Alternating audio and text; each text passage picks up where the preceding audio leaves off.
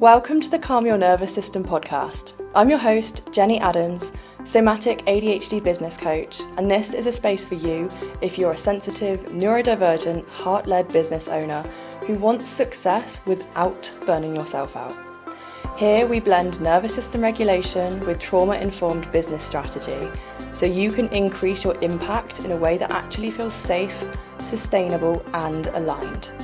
You'll hear practical tools, honest behind-the-scenes conversations, mindset shifts, and a good sprinkle of spiritual woo, all designed to help you put your body first, trust yourself again, and create more ease, energy, and abundance in your life and business.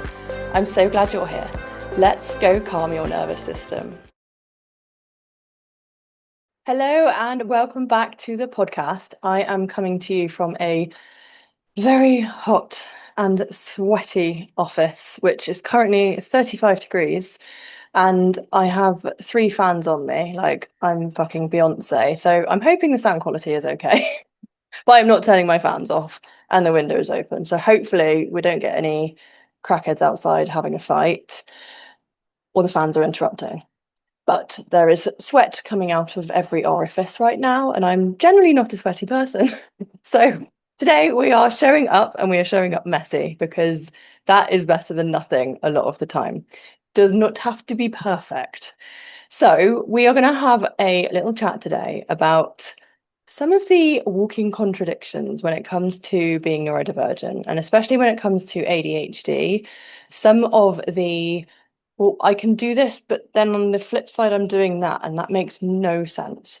So on the weekend, we had my in-laws round for a barbecue, and I'm putting together all these fancy salads. I'd also just been up to Bristol to sort something out with a friend, and put together this like elaborate fancy barbecue with like new potatoes roasted with mint, and I did like a nice lime and mint drink, and a salad with apples in, and all the fancy stuff. And I also know there's this contradictory part of me that it will literally be a fancy 5-course meal, or I get home and I'm just like, I don't know what to eat. And then I'm just eating like beige shit out the freezer, or just give me a packet of crisps and I'm going to mong out on the sofa. So if you are also somebody who, finds these contradictory things, that sometimes you go into an environment and like the clock's too loud, but then you'll get in your car and you have to have the bass so loud that the mirrors are shaking, and you're trying to explain ADHD to someone and they're like, but how is that too loud? But then you go and do this, like, you don't make any sense. I'm here to let you know you do make perfect sense, and we're going to unpick a little bit about what's going on, especially when it comes to your nervous system, and looking into RSD, so rejection sensitivity dysphoria, and PDA, which there's 2 terms for PDA, and it depends on how you want to see these. I think the original one is pathological demand avoidance. Some people are calling it pervasive drive for autonomy. I don't get too hung up on language. I will just call it by its acronym, whether that's my military history of everything has been an acronym, I don't know. But call it what you like. We don't like being told what to do, basically. And I'm also going to talk a little bit about people pleasing, because that is a huge thing that I see affects a lot of my clients, a lot of neurodivergent wellbeing practitioners. The people pleasing, the RSD, the PDA, they all come into place and they are linked. But first, let's pick apart one of the posts that I put up on Instagram a few weeks ago that has done really well. And it's talking about the walking contradictory nature of ADHD and like what's actually going on. So what I put in this post is about the food situation, being allergic to small talk, but happy to discuss deep, dark secrets with somebody within minutes of meeting them, failing at anything that was boring in school, but could literally do like a master's degree in the hyperfocus in whatever's interesting.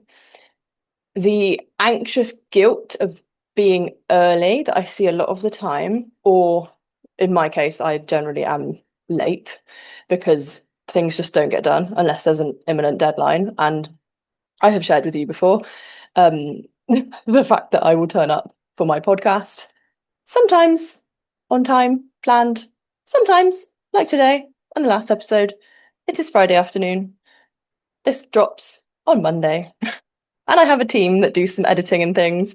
So I'm not being the nicest to my team, but enough gets done on Friday afternoon to get it out there. So it's also looking at, okay, where are we actually avoiding? Because if I put this in my diary and say, okay, Tuesday morning I'm gonna record the podcast. I will look at that on Tuesday morning. I'm like, nah, not really feeling it. Do that tomorrow. And then tomorrow becomes the next day and the next day. And then it's like, oh shit, no, I need to do this because I promised myself this year I can be consistent. I am a person who is consistent. It might be inconsistently consistent. So I'm not going to record this every Tuesday morning, every fortnight, but I am going to be delivering you, and I have done for 6, 7 months this year, delivered you a podcast episode every fortnight. I think I missed 1 week over Easter because I was having some time off. But this is how we can do life. It doesn't have to be rigid and boxed in and demanding. And I think the one that has affected me the most, and probably a lot of you, if you can relate to this, is the RSD kicking in when someone hasn't replied to your message. But if you go on WhatsApp, you've probably got a whole load of unread messages, or you have opened them, read them, and then left people on read because you're overwhelmed. So it's that contradictory nature of, okay, well, I'm going to leave you on read and not get back to you for a few days or a few weeks. But if you do that to me, I'm going to have a breakdown. So communication is important here. And I have shared this with my friends before, like, nudge me. My mum has also been one of those people who's messaged me and been like, Jen, are you okay? Not heard from you in a few days and you've left all my messages unread. And then I'm like, yeah, I am. I'm just hyper focusing. I might be in a launch period and I'm like, I need to get 20 emails written. Do not put my phone in front of me. Don't go on Instagram. I distract myself enough as it is. Like, I'm just ignoring everybody. And I have said this to friends and family, like, you can all fuck off, essentially. Don't take it personally. I am just ignoring everyone. If there's an emergency, ring me. You know where I live. You know what's going on. But otherwise, I'll get back to you when I'm ready. But don't do this to me, because then I will go into my head and spiral and wonder what's going on. And the final one on here was about how we write things and how we communicate. Like, I'm a verbal processor. This is why I have a podcast, because I like to come on here and just free chat and ramble. And it's the same with if I'm writing things, I will often go off on a long tangent.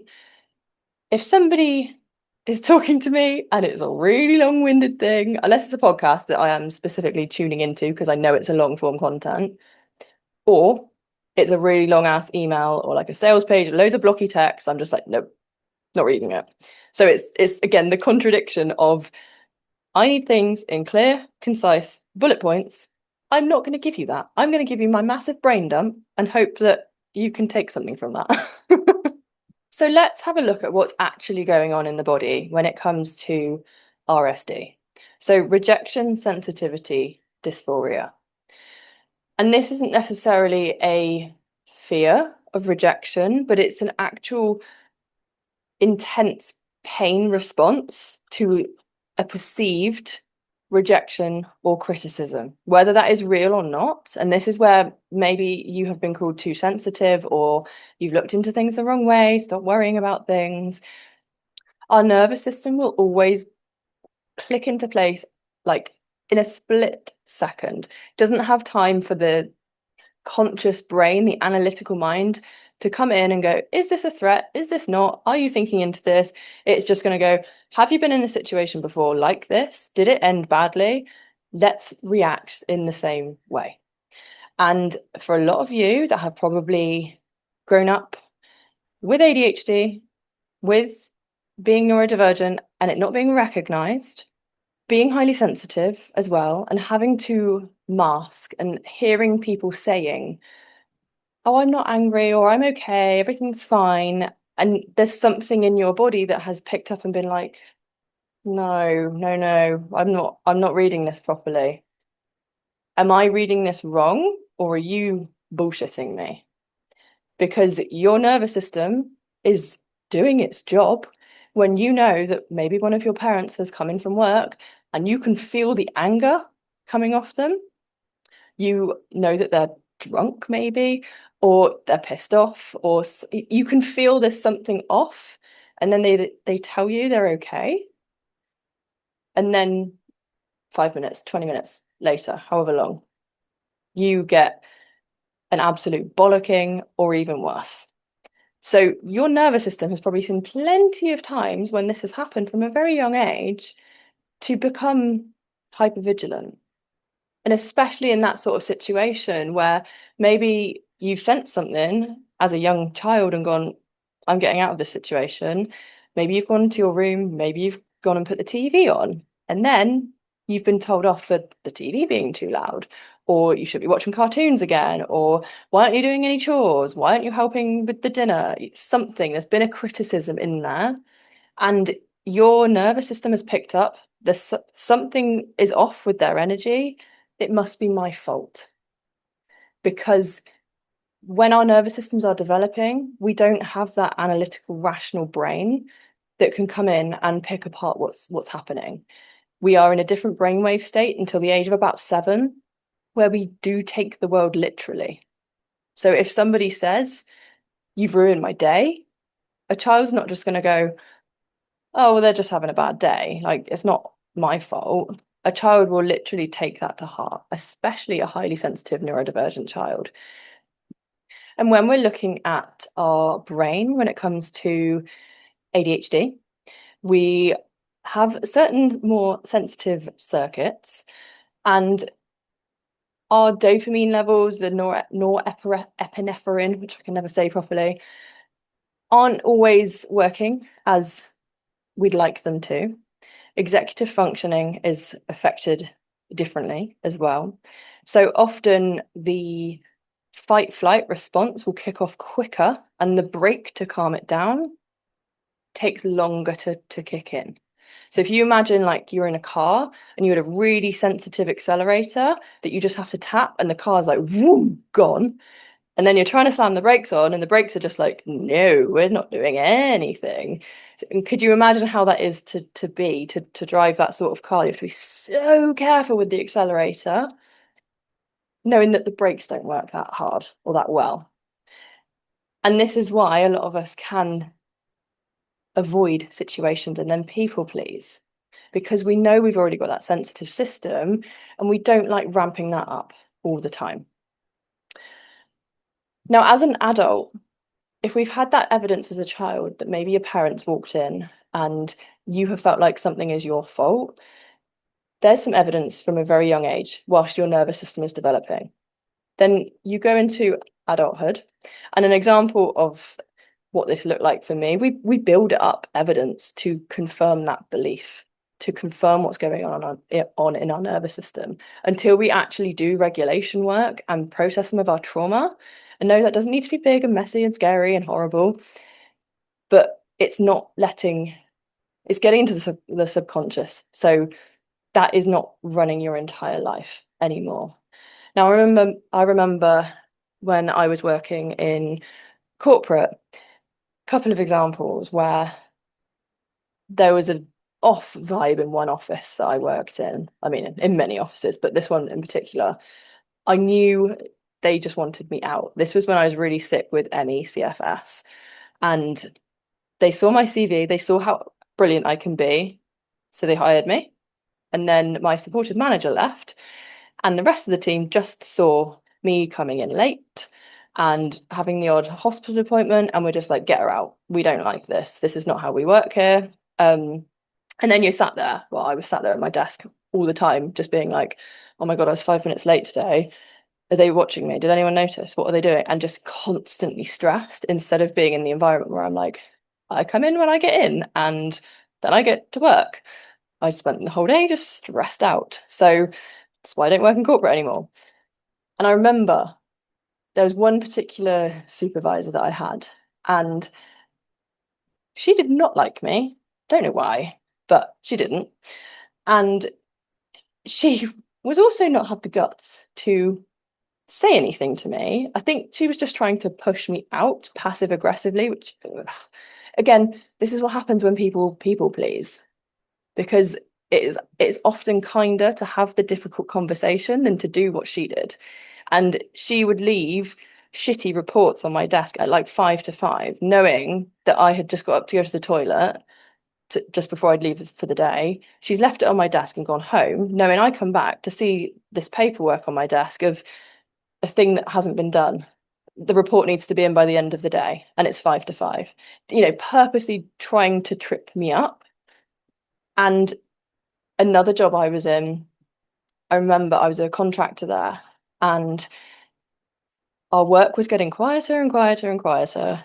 And all us contractors were kind of saying, like, we're on a week's notice here. Are they going to be getting rid of people soon? They're like, no, no, no, we're not getting rid of anyone. It's going to pick up again soon. Don't worry. Something in my body was a bit, and this could be a limiting belief, or this could be me picking up on what was really going on. Something wasn't right. And then a couple of weeks later, I get called into the office. Clear out your desk. You're fired. You need to leave the building now. Give us your pass back. Off you go. And it was because I was a contractor, but I was last in, first out. So when we have that email from someone that says, can I just have a quick chat? I have evidence in my nervous system that those quick chats have got me fired, that they've tripped me up, people trying to get me fired. I'm sure you've probably got some examples that have happened in your life. Like, I'm telling you this because that RSD is not just you being too sensitive, and don't worry about it. And you don't need to gaslight yourself into pretending that it's not real. And I actually lost a friendship over this a few years ago, who like I've said, with the contradictory behaviour of, I will leave you on read, but please don't do the same thing to me. And I think you can still do this on WhatsApp. I've turned it off now, where it shows like the last time you were online. And it was at the time when I think I was having a PIP renewal for my ME. I think I just lost one of these jobs. I think my landlord had just kicked me out. My grandpa was really ill and we didn't think he was going to last much longer. And she was getting married and I was her chief bridesmaid, maid of honor. And she was messaging me about like, which candles should we choose and all this sort of thing. And I was just like, I don't have the headspace, before I even realized I had ADHD as well. And I think I just wasn't replying to her messages quickly enough. And she fell out with me over that. I remember going around and we had a conversation about this, and we have spoken since. We both kind of said, like, I just think we were both in a position where we just couldn't support each other. It wasn't a nasty, like, bitchy ending or anything, but it made me really hyper aware of being watched. And she was saying, well, I can see you've been on WhatsApp, you've obviously been messaging this person, you've posted this on Instagram, you're on your phone, why have you not replied to me? And having that pressure is not nice. And the people pleaser in us obviously wants to pick up our phone and get back to people, which then pulls us away from what we're trying to do.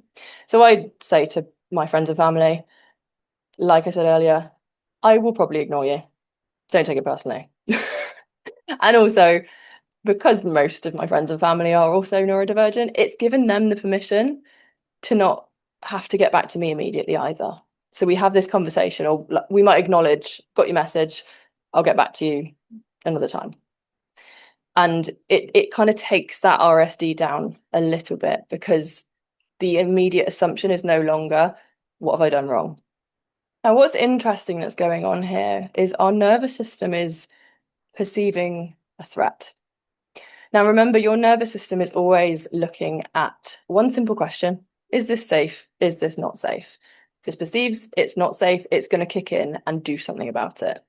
So whether that's a fight or flight response, a fawn response, which is people pleasing, or maybe even a freeze response. And that nervous system is always looking back in order to look forwards. So if it has evidence that I've been in this situation before and this is what's happened, it is more energetically and calorifically cheaper to just predict from what has happened must be what is going to happen. And this is where, when we are looking at changing beliefs, we are looking at regulating our nervous system, we are jumping in right in the middle of that and interrupting that pattern and saying, no, just because this has happened once doesn't mean it's going to happen again. And the way we do that is by regulating our nervous system and proving to our nervous system as well, in small or big things, I would start small, that you can do something. You can maybe set a boundary, you can say no to somebody, you can say, I've got your message, I'll get back to you another time. And that it has been safe to do that thing. So we are purposely interrupting that pattern. So now when the nervous system, and this is all happening in like a split second, when it looks back, it then goes, yes, you did get fired when you got that, let's just have a quick chat message. And you've also got evidence that you've left a lot of friends on read and gone back to them, and they have been absolutely fine about it. And I remember a situation last year happening where my RSD was definitely kicking in, the people pleasing was wanting to kick in. And I think I might have shared this on the podcast before, but it was when I just had my biggest ever month in my business, signed quite a few new clients. And it was this one day, I had 3 of these new clients booked in on this one day. It was also a day I woke up with a cold, just feeling like utter shit. You know, those days where you can't get up and do anything. Your body's just like, you need to stay in bed. And it was one of those days. So I wasn't feeling great physically. And then I looked at my phone and I had all these notifications from Vinted, and I had sold a coat, like a really beautiful, it's a Rain Sisters coat. So it's about a £400 or £500 coat. Sold it on Vinted, and I had mentioned that there was a mark on the sleeve, but not the hem, or the other way around. Basically, it needs to be put into the washing machine with a waterproofing solution. I haven't done that. Put it in the listing. If you're going to put it in the washing machine, the sleeve is also going to get cleaned, if as well as the hem, right? So anyway, this woman that had bought it had kicked off online because she'd sent it back for a refund. And I think it takes Vinted like 2 days to process the refund or something like that. But she thought I was trying to be difficult or, I don't know, piss her off, something, because she wasn't happy. And I was like, okay, fine, send it back, which I didn't have to do. Send it back, I'll give you a refund. So she had found my profile, put it all over a whole load of Facebook groups, and said, do not buy from this woman. She then attracted a whole load of other nasty trolls who were then targeting my Vinted account, pretending to buy things, and then saying, have a taste of your own medicine, you nasty bitch. And were, I don't know, trying to buy stuff and then cancel it, or I don't know, say it hadn't arrived. Who knows? But I was flooded with all these nasty messages. No one in there is actually having any nuance to this. Maybe there's more to the situation. No, it's obviously one of those like cesspit forum places that just attracts people that just want to moan and pick at people. So yeah, I got all of that and a cold. And it was a day of all these new clients starting with me. So to say it shortly, it was a bit of a shit day. And it's not nice to be attacked like that, especially when it's your reputation. And I knew I hadn't done anything wrong, and so much of me wanted to go and defend myself. But what I did was I think I changed my name on Vinted so they couldn't keep targeting me. Just put myself on holiday mode, just kind of gave myself a bit of space to breathe. So the trolls stopped kicking off when they realized that they had nothing to sink their teeth into anymore. And I realized if I turned up to my clients, my new clients for their first session from that energy, sick, and having just been attacked, that morning, what am I saying to my clients? Push through, just turn up anyway, turn up feeling like shit when you're dysregulated? No, no. But so much of me was like, oh, I don't want to cancel, especially for their first sessions. Like, what are they going to think? Are they going to not want to work with me anymore? But I sent the message to all of them and I said, I hope you can understand, but I'm really not feeling very well and I can reschedule for next week. And I don't tend to apologize for these things because I'm not sorry that I'm sick because it's not my fault. But I tend to put it in the lens of thank you. Thank you for understanding. Thanks for your patience. And they all completely understood. And funnily enough, I had a situation with a client a couple of months ago, different to one of these clients from last year, who turned up to our call. And she's normally in the office when we have our sessions. And she was in bed. And I was like, oh, you're in a different place today. And she said, oh, yeah, I'm really struggling with a migraine at the moment. And I asked her one question. And then we ended the call 5 minutes in. I said to her, if I didn't care, as your coach, if I didn't care either way, if you are showing up for this session or not, would you prefer to be in bed and resting right now? Or would you still be here needing some support? And this is when you know what the real answer is versus whether you're people pleasing or not. Because she said to me, I'd be in bed. I need to rest. So I said, why are you here? And she said, well, I'm not somebody who flakes on their obligations. I turn up when I say I'm going to turn up. And I love that integrity. But sometimes when we aren't feeling it, we can cancel things. But next time you might catch yourself in a people-pleasing situation like that.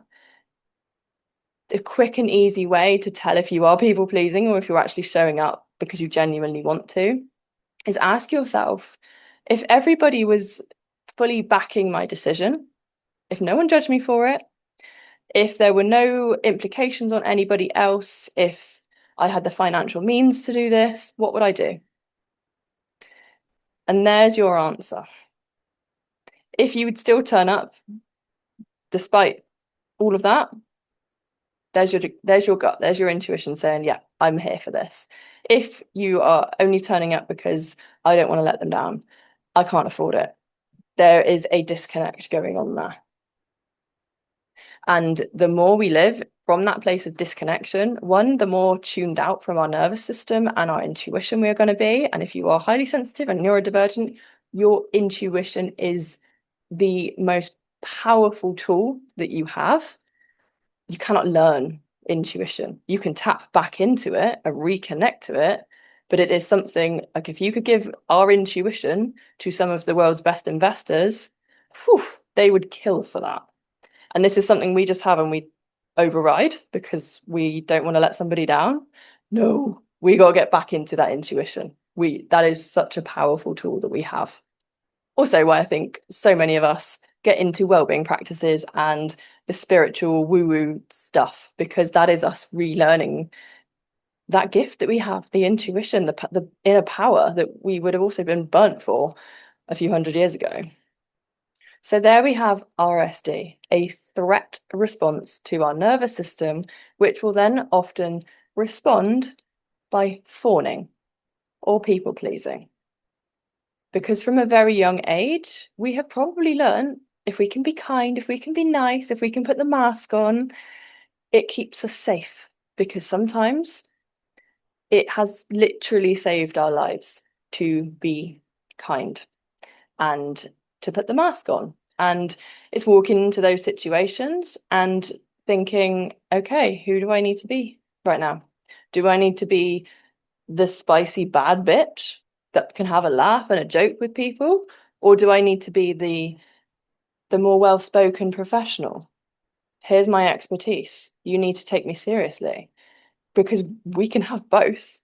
But how many times have we walked into a situation and we don't even think about this?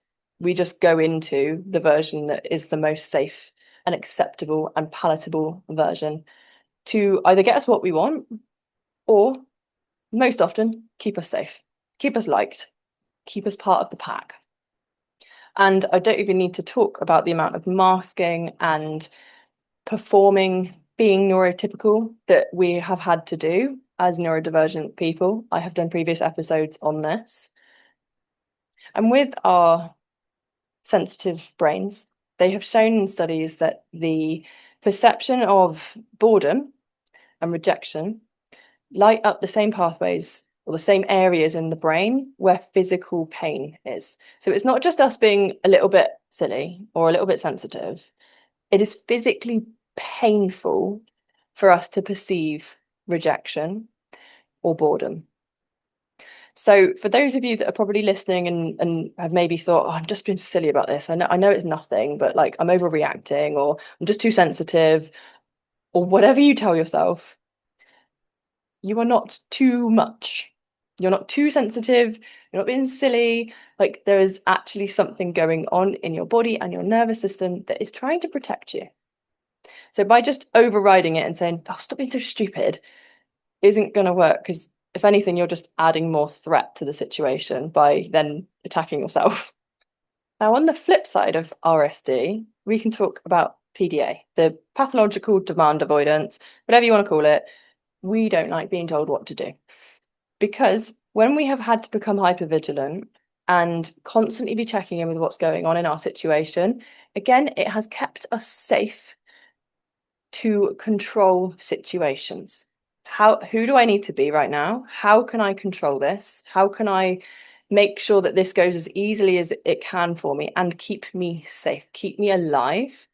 What can I control? Because our nervous system has learned when we are out of control, bad things happen and have happened. There is enough evidence of that.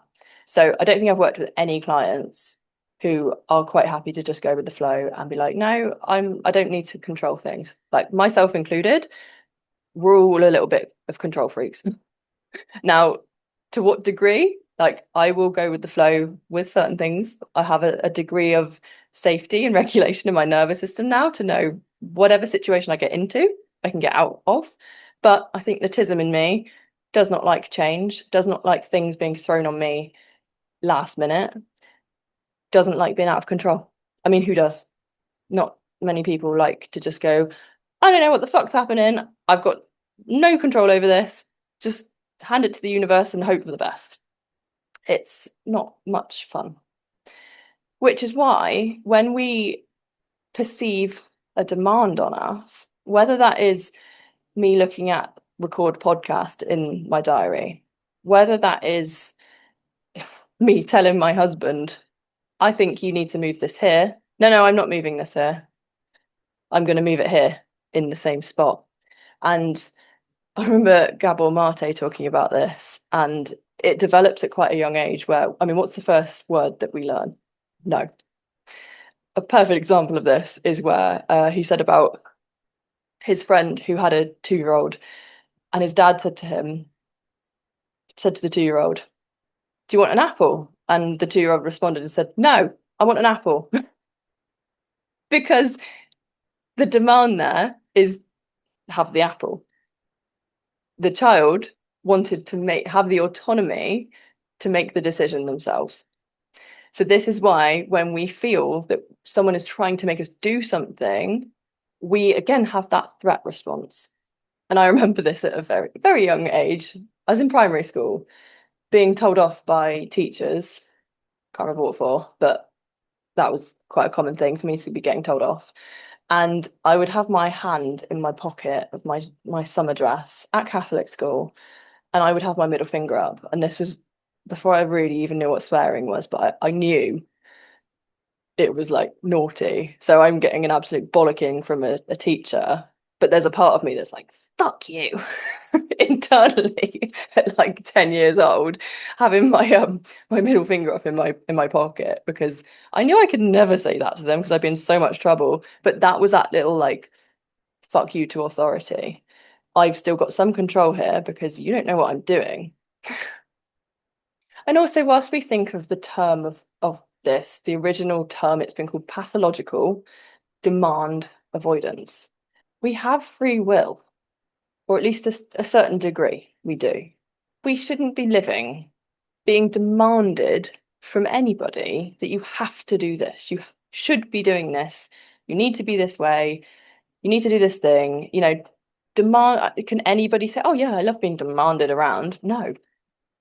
How about there's choice and autonomy and a decision? And again, I remember in my compassionate inquiry training, just seeing this incredible visual. And if you're watching this, obviously you can see this, but if you can't, I'm putting my hands together against each other. And if you can imagine, one hand is pushing into the other, and then the hand that's being pushed is going to push back. And this is what can happen with a lot of neurodivergent kids, is there's this back and forth push-pull that we might call the technical name of oppositional defiance disorder. Again, another thing that a lot of neurodivergent kids get lumped into is they don't like being told what to do. There's a pathological demand avoidance going on. Now, if you think of that hand analogy, one hand had to push for the other hand to push back into it. Now, how many kids are not being fully supported, being told what to do, not being given choice, and then because they're not feeling seen and heard and completely out of control, they're then pushing back. I mean, I was that kid that was slightly off the rails and would always have a snapback, which my husband still likes to point out that, oh, Jen, you've always got a witty retort. You can't just ever let anything land. No, I will always have a witty snapback. So be careful what you say to me. But it's also the authority figures. And crazily enough, you probably know this about me. I used to work at the MOD, the Ministry of Defence. That was enough military for me. Didn't enjoy it there. But even the thought of going into like the proper military, like I was in commercial, so I was doing all the officey stuff. If I was in the military and being shouted at and told what to do, oh my God, I would last about 30 seconds because the rankings there, I remember being told on my first day at the Ministry of Defence, oh, you need to go and like basically suck up to the head of the floor. He's like a 5-star Commodore or something. And I was like, what the fuck is he, a hotel? I don't care if he's a 5-star or anything. If he treats me with respect, I'll treat him with respect. I don't care about any rankings. And obviously, that does not go down well, where something is built on hierarchy and this false sense of respect and authority. So I don't know how I lasted 2 years there. Well, I do. Masking. A lot of masking. It was well paid being someone I'm not. It didn't last for that long because eventually I was like, I can't do this. I cannot do this anymore. I can't turn up. I would call the meetings that I was in the misogynistic boys club to their faces. So, the mask was slipping. But it did get to the point where, yeah, no, can't stay there for any longer. Done with masking. So there are a few examples of what PDA can look like. Again, it's a threat, a perceived threat on the nervous system, and we will often respond with a fight response instead of a fawn response that we have when we are people pleasing. And this perceived threat or this perceived demand doesn't always have to come from outside of us. We will see it from outside of us often. And I'm going to keep quoting Gabor Mate today.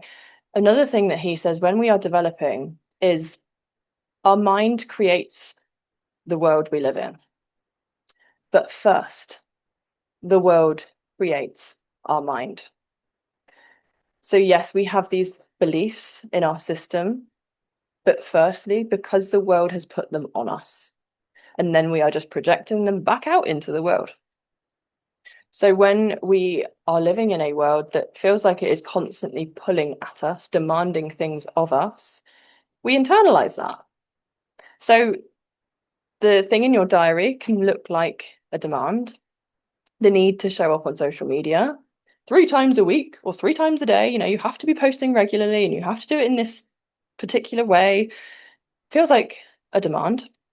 And even things that you maybe want to do, but then you've put it on your to-do list and then it becomes a demand.